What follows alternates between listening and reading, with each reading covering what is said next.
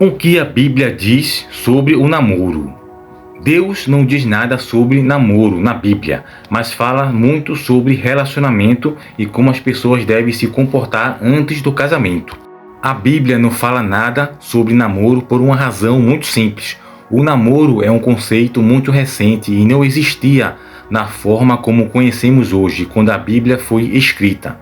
Na Bíblia, vemos que as pessoas entram em uma dessas categorias: amigos, irmãos em Cristo, noivos ou casados. Só existia amizade ou compromisso, era sério. Ainda assim, podemos retirar alguns princípios teológicos que podem nos ajudar a entender o que Deus espera de quem está namorando. Então, vamos aqui listar alguns questionamentos. O primeiro deles é: o namoro deve ter um objetivo, que é o casamento. Um relacionamento romântico não deve ser iniciado com outro objetivo que não seja o casamento. Isso não significa que todos os namoros vão dar em casamento, mas significa que quando dois cristãos iniciam um relacionamento, eles não devem estar pensando apenas em se divertir, só para ver no que vai dar, ou porque todo mundo está fazendo. As pessoas envolvidas devem aproveitar esse tempo para se conhecer melhor, avaliar comportamentos, personalidade, também em vista a uma possível união eterna. Então, no caso, o namoro é mais esse processo de se conhecer melhor, não só a aparência, que no caso a atração física vem de acordo com a aparência, mas no namoro vem a personalidade, e você tem que conhecer melhor, e também o comportamento de cada um, para ver se você vai também, além de gostar da aparência, gostar do comportamento dessa pessoa e da personalidade, que também é primordial na vida a dois. O segundo princípio: cristãos devem evitar namorar não cristãos. Mas por quê? Vamos lá. Muitas pessoas consideram esta ideia ultrapassada, mas o ensinamento bíblico é claro. Alguém que já nasceu de novo deve evitar um relacionamento romântico com um não cristão. Isso está em 2 Coríntios, capítulo 6, versículo 14. Lá diz: não se ponha em jogo desigual com descrentes, pois o que tem em comum a justiça e a maldade, o que tem comunhão a luz e as trevas. Porém, isso daqui pode ter algumas objeções. Pode ser que alguém venha namorar alguém cristão ou não cristão e depois essa pessoa venha a se converter. Isso quem só sabe é Deus, pois ele pode trabalhar assim nessa questão. A ideia é bem fácil de entender. Um crente e um descrente vão ter pontos de vista diferentes sobre vários aspectos da vida e de Deus. Se o objetivo do namoro é o casamento, se duas pessoas tiverem visões tão diferentes da vida, um casal bem sucedido vai ser pelo menos muito difícil e em alguns casos até impossível. É verdade, pode acontecer de o descrente se converter, mas não confie nessa possibilidade. Ninguém sabe se um dia alguém irá se converter, como está em 1 Coríntios capítulo 7, versículo 16. Lá diz: você, mulher, como sabe se salvará seu marido? Ou você, marido, como sabe se salvará sua mulher? Por isso, é bom também e sensato evitar o julgo desigual. O terceiro princípio bíblico é: encontre a pessoa certa. Não adianta querer namorar só por namorar. É importante se sentir fisicamente, mentalmente e espiritualmente atraído pela outra pessoa. Também é importante que os dois concordem em assuntos importantes, especialmente nos assuntos teológicos e naquilo que acho que Deus quer para as suas vidas.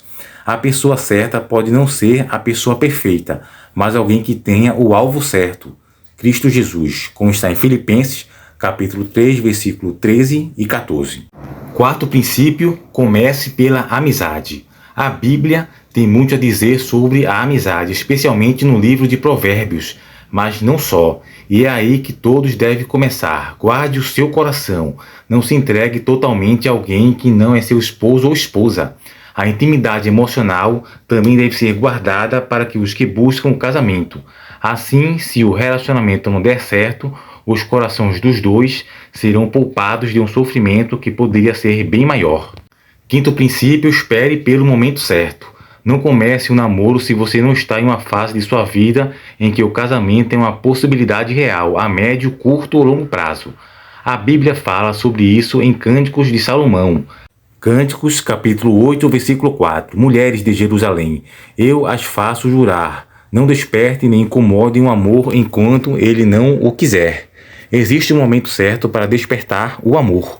Ore sobre esse assunto e, junto com seus pais e líderes de sua igreja, veja se você está preparado para um namoro. Se você já é adulto, procure pelo menos o conselho de casais mais maduros na fé do que você. Eles poderão te ajudar a entender se é certo. Sexto princípio, mantenha a pureza. Quais são os limites no namoro em termos de intimidade física? Ou até onde podemos ir? São perguntas erradas e normalmente revelam que a pessoa que está fazendo está com muita vontade de ultrapassar os limites. A Bíblia nos diz para fugir da imoralidade sexual. Está em 1 Coríntios capítulo 6, versículo 18. Fujam da imoralidade sexual. Todos os outros pecados que alguém comete fora do corpo os comete, mas quem peca sexualmente peca contra seu próprio corpo. Não para brincar com ela. O ato sexual é um presente de Deus para ser desfrutado por um casal que já se comprometeu inteiramente um com o outro, perante Deus e perante a sociedade. Não adianta falar do que pode ou não fazer, mas qualquer coisa que esteja colocando os dois no caminho para a intimidade sexual deve ser evitado. Isso é amar e preservar um ao outro. E o sétimo princípio é: coloque Deus em primeiro lugar. Em tudo isto, Deus deve ocupar o primeiro lugar de cada uma das pessoas envolvidas. Dar mais importância a outra pessoa, até ao relacionamento em si, mais do que Deus, é incoerente no pecado da idolatria. Em todos os momentos de nossa vida, o nosso relacionamento com Deus é o mais importante de todos. Esse relacionamento que vai definir o sucesso de todos os nossos outros relacionamentos, seja amizade, namoro ou casamento.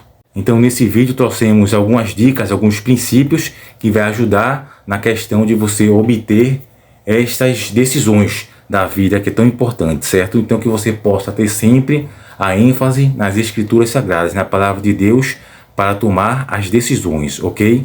Então, terminamos aqui este vídeo. Espero que você tenha compreendido e eu tenha esclarecido essa questão para você sobre o namoro, certo?